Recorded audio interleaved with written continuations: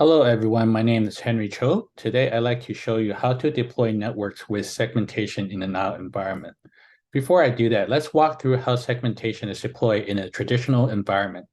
First of all switch ports are enabled by default, and all ports are mapped to VLAN 1 or native VLAN.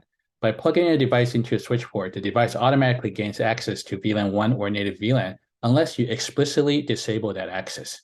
Second, you have to manage the layer 2 environment, creating VLANs and mapping those VLAN to appropriate switch ports. You also have to pay attention to your layer 2 management and be aware of any layer 2 issues. Spanning tree, rapid spanning tree, broadcast storm, just to name a few. To properly control access, you'll have to configure the 802.1x or deploy a NAC solution. There are compatibility issues you have to pay attention to.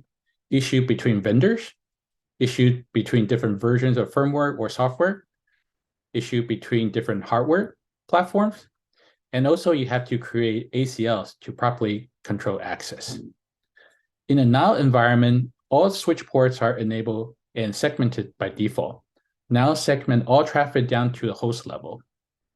Second, Nile is a pure layer 3 environment, so there are no VLANs to manage, no spanning tree, no broadcast, no east-west traffic.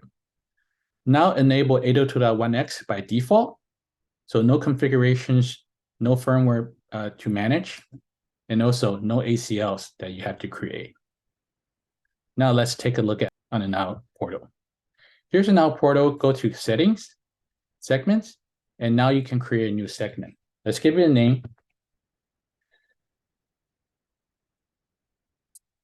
And then specify where you want to deploy that new segment.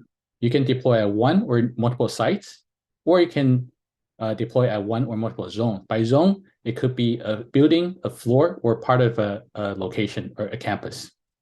Let's specify my location. Properly assign the radius server to use, which DHCP will be assigning IP addresses, and what subnet to map to that segment. And click on Save. Now I have a new network segment created. It's mapped to a subnet, and any device that needs access to that segment will need to be properly authenticated and authorized. I can now control all policy from a firewall or a centralized location. Thank you for watching, and hope to see you at another episode soon.